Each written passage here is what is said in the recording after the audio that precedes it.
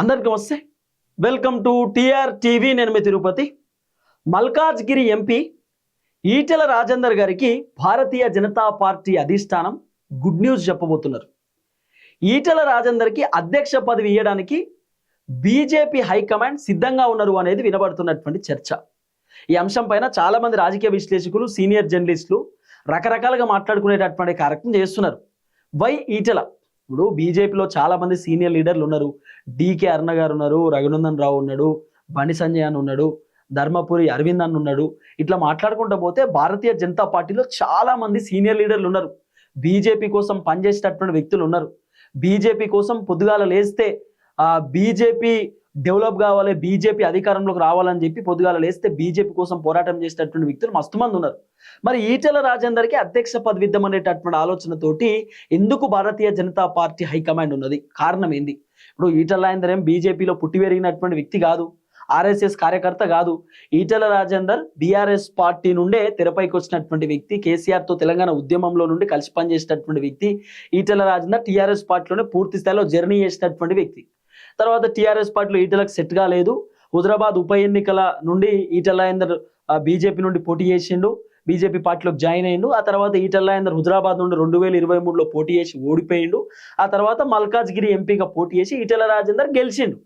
So భారతీయ Janata party దాంట్లో ఈటెల రాజేందర్ పెద్ద senior leader ఏం కాదు. రాజకీయంగా చాలా senior leader Etela Rajender, very well trained leader. రాజకీయాలలో ఈటెల రాజేందర్ పండితుడు, ఆయనకు అన్ని తెలుసు. రాజకీయాలలో రేవంత్ రెడ్డిని ఎట్లా ఢీ కొనాలి, కేసీఆర్ని ఎట్లా ఢీ కొనాలి, లేకపోతే ఇంకా పెద్ద పెద్ద వ్యక్తులను ఎట్లా ఢీ కొనాలి అనేది ఈటెల రాజేందర్కి తెలుసు. కేసీఆర్ జిమ్మిక్లు తెలుసు, రేవంత్ రెడ్డి జిమ్మిక్లు తెలుసు.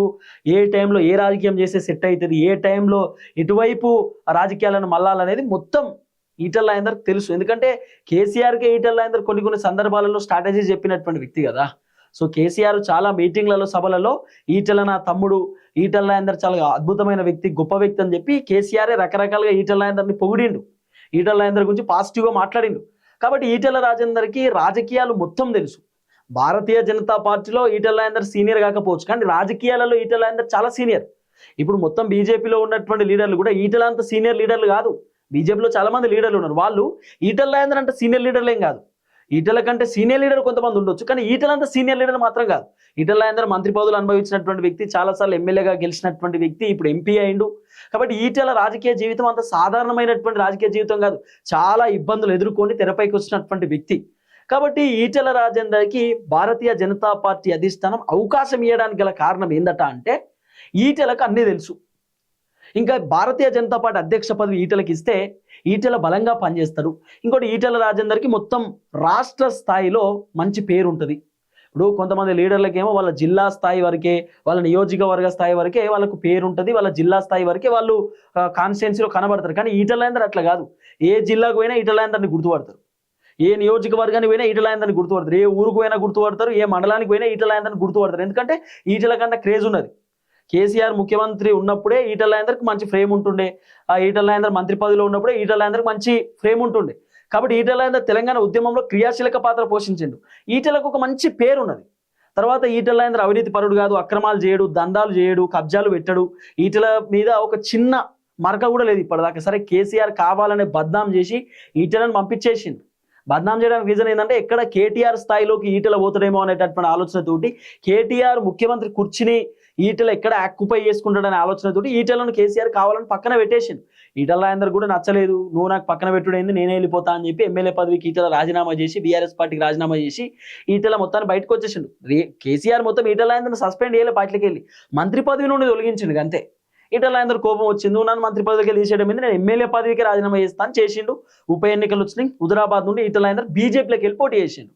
ఈటెల రాజేందర్ చాలా ఆలోచన చేసిండు, బీజేపీలో పోదామా, కాంగ్రెస్లోకి పోదామా, ఏంది కొత్త పార్టీ పెడదామా అని ఆలోచన చేస్తే, ఇప్పుడున్న సందర్భంలో మాత్రం బీజేపీ బెటర్ అని చెప్పి బీజేపీలోకి వెళ్ళాడు, బీజేపీలో కంటిన్యూ అవుతున్నాడు.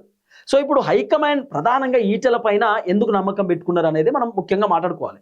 నమ్మకం పెట్టడానికి రీజన్ ఒకటి, ఈటెల రాజేందర్కి అధ్యక్ష పదవి ఇస్తే 2028లో బీజేపీ అధికారంలోకి వచ్చేటటువంటి ఛాన్సెస్ చాలా ఎక్కువ. ఎందుకంటే ఈటెల రాజేందర్ భారతీయ జనతా పార్టీ అధ్యక్ష పదవి ఇస్తే అర్బన్లో ఉన్నటువంటి బీజేపీ పార్టీని రూరల్ దాకా తీసుకుపోగలుగుతాడు. వాస్తవానికి అధ్యక్ష పదవి మళ్ళీ బండి సంజయ్ అన్నకే ఇద్దామనేటటువంటి ఆలోచనలో అధిష్టానం ఉంటుండేనట. కానీ సంజయ్ అన్న పైన ఈ మధ్యకాలంలో కొంత పంచాయతీ అయింది. వాళ్ళ కొడుకు సంబంధించినటువంటి కేసు, సంజయ్ అన్న మాట్లాడడం, తర్వాత సంజయ్ అన్న ఇన్వాల్వ్మెంట్ కూడా ఉందని చెప్పడం, సంజయ్ అన్న రకరకాలుగా కొంత డ్యామేజ్ అవ్వడం కనబడ్డది. కాబట్టి బండి సంజయ్ అన్నకు అధ్యక్ష పదవి అంత ఈజీగా ఇచ్చేటటువంటి కార్యక్రమం చేయరేమో. సంజయ్ అన్నకు సంబంధించిన కేంద్ర మంత్రి పదవినే అధిష్టానం తొలగిద్దామనేటటువంటి ఆలోచనలో ఉన్నారు అనేది కూడా వినబడుతున్న చర్చ కదా. కాబట్టి మాక్సిమం ఈటెల రాజేందర్కి అధ్యక్ష పదవి ఇస్తే భారతీయ జనతా పార్టీ అధికారంలోకి వస్తుంది. ఈటెల రాజేందర్ గట్టిగా నియోజకవర్గాలలో తిరుగుతాడు, జిల్లాలలో తిరుగుతాడు, బలంగా మాట్లాడతాడు, సబ్జెక్ట్ ఉంటుంది, సబ్జెక్ట్ పరంగా మాట్లాడతాడు, ఎవరిని బూతులు తిట్టాడు, సౌమ్యుడు, గోప్యంగా ఉంటాడు, అందరితో కలిసి నడిచేటటువంటి వ్యక్తి. ఇంకోటి ఈటెల రాజేందర్కి అధ్యక్ష పదవి ఇస్తే బీఆర్ఎస్ పార్టీలకు వెళ్ళి ఈటెల రాజేందర్ చాలా మంది లీడర్లను గుంజుకొస్తాడు. ఎందుకంటే ఈటెల బీఆర్ఎస్ పార్టీలో క్రియాశీలక పాత్ర పోషించిండు. ఈటెల చెప్తే బీఆర్ఎస్ పార్టీలకు వెళ్ళి ఎమ్మెల్యేలు వస్తారు, బీఆర్ఎస్ పార్టీలకు వెళ్ళి చాలా మంది లీడర్లు వస్తారు. ఈటెల తలుచుకుంటే కాంగ్రెస్ పార్టీలకు వెళ్ళి కూడా లీడర్లను గుంజగలుగుతాడు. రాబోతున్న 2028 ఎన్నికలలో బీఆర్ఎస్ పార్టీ నుండి చాలా మందిని ఈటెల రాజేందర్ గుంజుకొని, బీఆర్ఎస్ నుండి గుంజుకున్నటువంటి వాళ్ళకు బీజేపీ బీఫామ్లు ఇచ్చినా కూడా గెలిచే అవకాశం ఉంటుంది.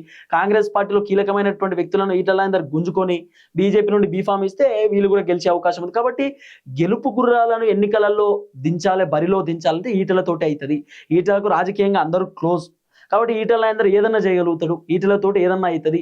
రేవంత్ రెడ్డిని ఢీ కొనగలుగుతాడు, కేసీఆర్ని ఢీ కొనగలుగుతాడు. ఈటెల రాజేందర్ భయపడే వ్యక్తి కాదు, మచ్చలేనటువంటి మనిషి. కాబట్టి ఈటెలకు అధ్యక్ష పదవి ఇద్దామనే ఆలోచనలో అధిష్టానం ఉందనేది వినబడుతున్న చర్చ. ఎందుకంటే భారతీయ జనతా పార్టీ తెలంగాణ రాష్ట్రంలో ఫోకస్ పెట్టిరు. మొన్న రీసెంట్గానే బెంగాల్లో గెలిచిరు. అసలు మమతా బెనర్జీ ఆమె చాలా క్లియర్గా నేను ఇక్కడ అసలు బీజేపీ లేదు, బీజేపీకి అంత సీన్ లేదు అనుకుంటే బీజేపీ పార్టీ అక్కడ అధికారంలోకి వచ్చింది. తర్వాత మొన్న జరిగిన 5 రాష్ట్రాలలో 3 రాష్ట్రాలలో బీజేపీ అధికారంలోకి వచ్చింది. అస్సాము, పాండిచ్చేరి, బెంగాలు బీజేపీ అధికారంలోకి వచ్చింది. ఇంకా 2 రాష్ట్రాలలో ఒకటి కాంగ్రెస్, ఒకటి విజయ్ అధికారంలోకి వచ్చారు. కాబట్టి భారతీయ జనతా పార్టీ ఆల్మోస్ట్ ఇప్పుడున్నటువంటి రాజకీయ పరిస్థితులలో దగ్గర 70-80% మొత్తం దేశంలో భారతీయ జనతా పార్టీ రాష్ట్రంలో అధికారంలో ఉంది, కేంద్రంలో కూడా అధికారంలో ఉంది. సేమ్ ఇప్పుడు బీజేపీ తెలంగాణ పైన ఫోకస్ పెట్టారు. తెలంగాణలో బీఆర్ఎస్ పార్టీ 10 సంవత్సరాల అధికారంలో ఉన్నాడు, కాంగ్రెస్ అధికారంలోకి వచ్చారు. ఇప్పుడు బీజేపీ అధికారంలోకి రావాలి. కొత్త రాష్ట్రం 2014లో తెలంగాణ రాష్ట్రం ఏర్పడ్డది. 2014 తర్వాత కాంగ్రెస్ కూడా అధికారంలోకి వచ్చింది. కాంగ్రెసే రాష్ట్రాన్ని ఇచ్చినామని చెప్పిన కాంగ్రెస్ అధికారంలో వచ్చినప్పుడు బీజేపీ ఎందుకు రాదు? కాబట్టి బీజేపీ 2028 ఫోకస్ పెట్టారు. 80% తెలంగాణలో భారతీయ జనతా పార్టీ అధికారంలోకి రావాల్సిందే, వేరే ఆప్షన్ లేదు అనేది బీజేపీ డిసైడ్ అయిపోయారు. అందుకే మరి అధికారంలోకి రావాలంటే ఏం చేద్దాం, ఏ లీడర్కి పదవి ఇస్తే బాగుంటుందంటే ఈటెల రాజేందర్కి అధ్యక్ష పదవి ఇస్తేనే సెట్ అవుతుంది, వర్కౌట్ అవుతుంది అనేది అధిష్టానం వర్షన్ అట. రెండు అంశాలు ఉన్నాయి. ఒకటి, ఈటెల రాజేందర్కి అధ్యక్ష పదవి అనేది ఒక అంశం. రెండోది, ఈటెల రాజేందర్కి కేంద్ర మంత్రి పదవి అనేది రెండో అంశం. 2 లిస్టులలో ఈటెల రాజేందర్ పేరుందట. ఒకటి కేంద్ర మంత్రి పదవి లిస్టులో పేరుంది, అధ్యక్ష పదవి లిస్టులో పేరుందట. కేంద్ర మంత్రి పదవి కూడా ఈటెల రాజేందర్కి ఇవ్వచ్చు. ఎందుకంటే ఈటెల రాజేందర్ ముదిరాజ్ సామాజిక వర్గం, నేను స్టార్టింగ్లోనే చెప్పిన. కాబట్టి ఈటెల రాజేందర్కి ఒకవేళ కేంద్ర మంత్రి పదవి ఇస్తే ముదిరాజ్ సామాజిక వర్గం నుండి ఎక్కువ ఓట్లు వచ్చేటటువంటి అవకాశం ఉంటుంది. మొత్తం బీసీలలో ముదిరాజులు ఎక్కువ ఉంటారు కాబట్టి, ఈటెల కూడా ముదిరాజ్ బిడ్డ కాబట్టి కొంత ముదిరాజులకు సంబంధించినటువంటి ఓట్లు ఎక్కువ ఉంటాయి అనేది కొంత వినబడుతున్న అంశం. సో ఈ విధంగా పాజిటివ్ కోణంలో వస్తున్నారు. ఈటెలకు అధ్యక్ష పదవి ఇస్తే రాబోతున్న ఎన్నికలలో కూడా ఖచ్చితంగా మా అధ్యక్షుడే ముదిరాజ్ బిడ్డ కాబట్టి బీసీలు చాలా మంది బీజేపీ వైపు రావచ్చు, బీసీలకు మళ్ళీ మేము ఎక్కువ అవకాశం కల్పించడం అనేటటువంటి అంశంతో కూడా బీసీలు బీజేపీ వైపు తిరగవచ్చు అనేటటువంటి ఒక అంశం పైన కూడా కొంత ఈటెల రాజేందర్కి అధ్యక్ష పదవి ఇద్దామనే ఆలోచనలో ఉన్నారట. ఇప్పుడు బీజేపీకి ఒక బీసీ నినాదాన్ని తెరపైకి తీసుకొచ్చేటటువంటి కార్యక్రమం చేస్తున్నారు. ఇప్పుడు బీజేపీ హైకమాండ్ స్టార్టింగ్లో ఏం చెప్పారు, ఒకవేళ బీజేపీ అధికారంలోకి వస్తే మేము బీసీనే ముఖ్యమంత్రి పెడతామని చెప్పారు. కాబట్టి బీజేపీ తెలంగాణలో అధికారంలోకి వస్తే సీఎం పదవి కూడా ఈటెల రాజేందర్కి వచ్చినా ఆశ్చర్యపోవాల్సినటువంటి అవసరం లేదు. ఇప్పుడు కాంగ్రెస్ని అధికారంలోకి తీసుకొచ్చింది రేవంత్ రెడ్డి అని చెప్పి రేవంత్ రెడ్డి ముఖ్యమంత్రి కుర్చిచ్చారు. ఇప్పుడు ఒకవేళ ఈటెల రాజేందర్ అధ్యక్ష పదవిలో ఉండి ఈటెల రాజేందరే 2028 ఎన్నికలలో భారతీయ జనతా పార్టీని తెలంగాణ అధికారంలోకి తీసుకొస్తే ఈటెల వల్లనే బీజేపీ గెలిచింది కాబట్టి ఈటెల రాజేందర్ అధ్యక్ష పదవిలో కంటిన్యూ అవుతుంది కాబట్టి ఈటెలకి ముఖ్యమంత్రి పదవి ఇస్తారు అధిష్టానం.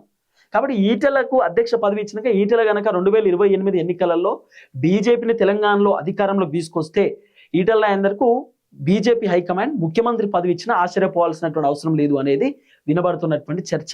సో మాక్సిమం కేంద్ర మంత్రి పదవి ఒకటి రెడీ ఉందట. కేంద్ర మంత్రి పదవి ఇన్ కేసు ఇవ్వలేకపోతే ఈటెల కేంద్ర మంత్రి పదవి కాకుండా ధర్మపురి అరవింద్కి గనక కేంద్ర మంత్రి పదవి దక్కితే ఈటెలకు అధ్యక్ష పదవి ఇస్తారు. ఈ అధ్యక్ష పదవి రామచంద్రరావు గారికి ఉన్నటువంటి అధ్యక్ష పదవి తొలగించిన తర్వాత ఈటెలకు వస్తుందట. సో ఈటెల గనక గట్టిగా కష్టపడి పార్టీని బలం చేసి అధికారంలోకి తీసుకొస్తే ఈటెలకు ముఖ్యమంత్రి పదవి ఫిక్స్ అని అంటున్నారు. కాబట్టి ఇంకా ఇది ఎక్కడ దాకా చర్చ నడుస్తుంది, ఎంతవరకు పోతుందో చూడాలి. ఎందుకంటే భారతీయ జనతా పార్టీ ఇప్పుడున్నటువంటి సిచ్యువేషన్లో పెద్దగా ఇంట్రెస్ట్ చూపిస్తలేరు లీడర్లు కూడా. బీజేపీలో ఉన్న ఎంపీలు ఎమ్మెల్యేలు ఇంట్రెస్ట్ చూపిస్తలేరు. వాళ్ళ నియోజకవర్గాలలో తిరుగుతురు, వాళ్ళ జిల్లాలలో తిరుగుతురు తప్ప మరి మొత్తం తెలంగాణలో అధికారంలోకి రావాలి, బీజేపీ చక్రం తిప్పాలనే ఆలోచనలు ఏ లీడర్కి లేదు. మన ధర్మపురి అరవింద్ అన్న ఓపెన్గా చెప్పిండు కదా, బీజేపీ తెలంగాణలో అధికారంలోకి రావాలనే ఆలోచన ఎవరికి లేదు, అందరూ టైం పాస్ చేస్తున్నారు, అందరూ అసలు లైట్ తీసుకుంటున్నారు అని చెప్పి అరవింద్ అన్న చెప్పినటువంటి మాట మనమేం ప్రత్యేకంగా చెప్తలేం. బీజేపీలో ఉన్న ఎంపీలు, బీజేపీలో ఉన్న ఎమ్మెల్యేలు చెప్తున్నటువంటి ముచ్చటే కదా. కాబట్టి ఇవన్నీ చూస్తే ఈటెల రాజేందర్కి అధ్యక్ష పదవి దక్కేటట్టు కనబడుతున్నది. ఈటెలకు అధ్యక్ష పదవి ఇస్తేనే పార్టీ బలం పెరుగుతుంది, పార్టీ కొంచెం ఇబ్బంది కాకుండా ఉంటుంది. కాబట్టి ఈటెలకే అధ్యక్ష పదవి కన్ఫర్మ్ చేద్దాం అనేది భారతీయ జనతా పార్టీ వర్షన్ అనేది వినబడుతున్నటువంటి చర్చ. సరే చూడాలి. స్టార్టింగ్ నుండే ఈటెలకు అధ్యక్ష పదవి అన్నప్పుడు కొంతమంది అడ్డుకున్నారు, కేంద్ర మంత్రి పదవి ఇస్తామని అధిష్టానం చెప్పినప్పుడు కొంతమంది అడ్డుకున్నారు. మరి ఈసారి అధ్యక్ష పదవి ఈటెలకు ఇద్దామంటే ఎవరైనా అడ్డుకుంటారా, అడ్డుకునేటటువంటి ధైర్యం ఎవరైనా చేస్తారా అనేది కూడా ముందు వేచి చూడాల్సినటువంటి అవసరం ఉంటుంది. దయచేసి వీడియో అందరికి షేర్ చేయండి. అందరికీ నమస్తే, థ్యాంక్ యూ సో మచ్. జై తెలంగాణ.